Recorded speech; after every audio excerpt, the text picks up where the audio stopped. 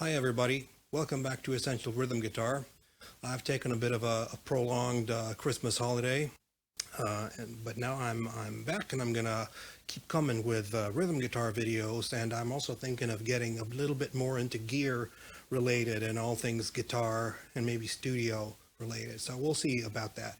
That will come in further episodes. To don't miss out on that, please hit the subscribe and the like buttons. You know the drill. That would be really helpful and really keep motivating me to keep doing these videos. Okay, so today's video is about how to handle a crescending outro. What does crescending mean? Well, it means that you play sort of play stronger and stronger, or louder and louder, or how you want to phrase it, throughout an outro, which is, I mean, that's a quite common arrangement trick to boost your a song's energy level when it hits the outro part. So I've prepared a background for it, and the chords for the background are G, D over an F sharp bass, C over an E bass, to a D, and that sort of repeats. Once you've done that for a few times, it goes to A major instead. Same sort of chord passing, but in A. So you will have A, E over G sharp, D over F sharp, to an E. And the instruments playing on the backing track it's fairly simple, but it's drums, and it's bass, and it's a piano part and a Hammond organ part, and that's it basically. So it's what you could find in a basic band situation, and as you can imagine, it gets quite thick with both a Hammond organ and a piano playing at the same time, quite dense in the mid-range part of the song. So the one thing you have to do as a guitar player is to find your spot in that mix of things. And I've chosen to do that with playing a sound that cuts in the higher frequencies. So therefore I'm playing a Strat. These are pretty good at cutting in higher frequencies. To make it even more cutting, I will be playing it on the treble pickup, or the bridge pickup. The sound I'm going for is it's not clean, but it's not really dirty either. So it's like Tim Pierce usually says in his videos. It's a sound that reads almost clean. And the more you dig into it,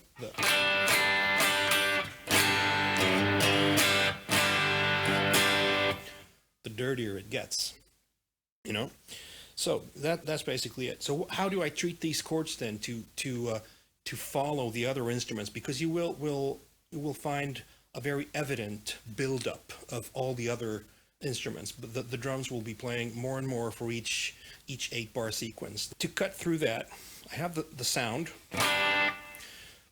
and I start out by playing a G chord down here, 5th fret on the D string, loose G string, and this D on the B string.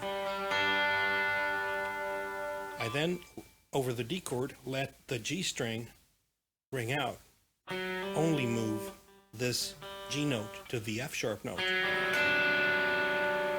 Then I grab the G again there on the D string and a C on the G string, so both 5th fret. I still have my index finger on the D.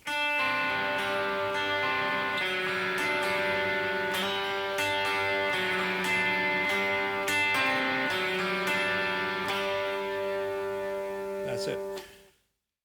When we've done that first 8-bar sequence, to move along with the rest of the rhythm section, I move the whole thing up. So I start with the index finger at the 5th fret, pinky on the 8th fret on the B string, and third ring finger on the 7th fret of the G string. And that's my G chord. I sometimes add that A on top, which I bar with the index finger. When it comes time for the D chord, I still have this bar here, and I only move the pinky to the 7th fret, and I get that. So it's not strictly a D chord that I'm playing. I'm playing like a D over a G, but that works with the other sections, or the other instruments, as you'll notice. And then the C chord, back with the pinky, off with the ring finger.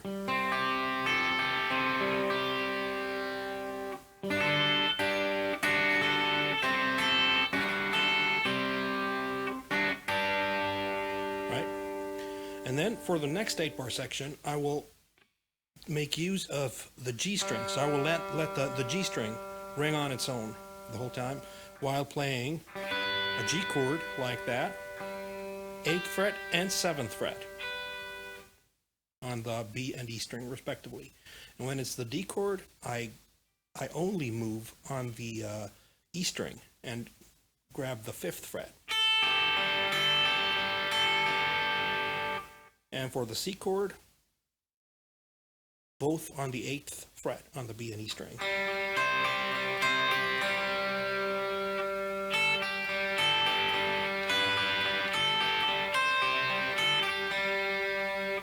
After that part, it's time to raise the whole song to A major. And I go here and play sort of an edge-like thing here. So I have pretty much the same chord type that I did with the G in the second 8-bar section. So, but now I'm here, and I do a little variation where I use the bar with the index finger and the 3rd finger, which is on the 9th fret of the G string, and I sometimes lift that one off.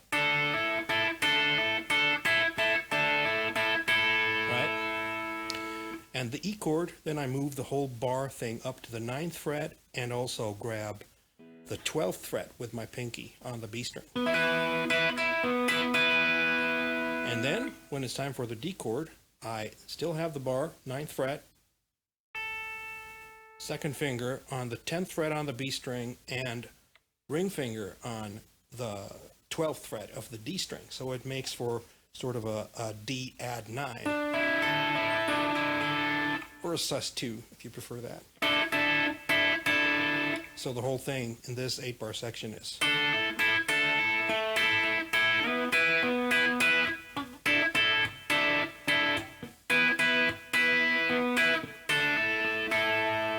Something like that, right? And then the last section, I go to play,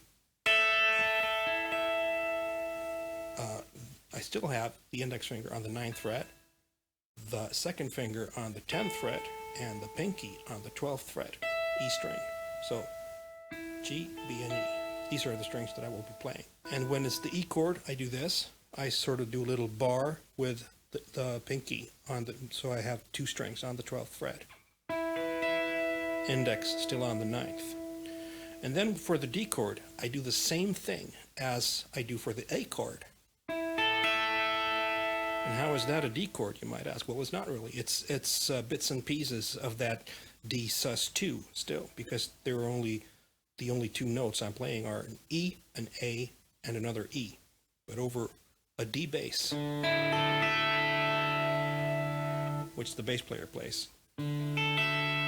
Works out as a D sus2. Those are the 8-bar sections.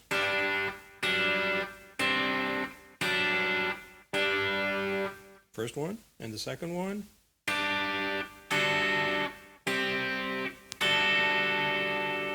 Third one.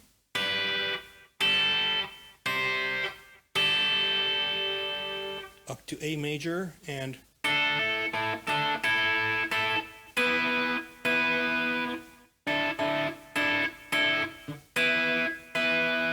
the final 8-bar section.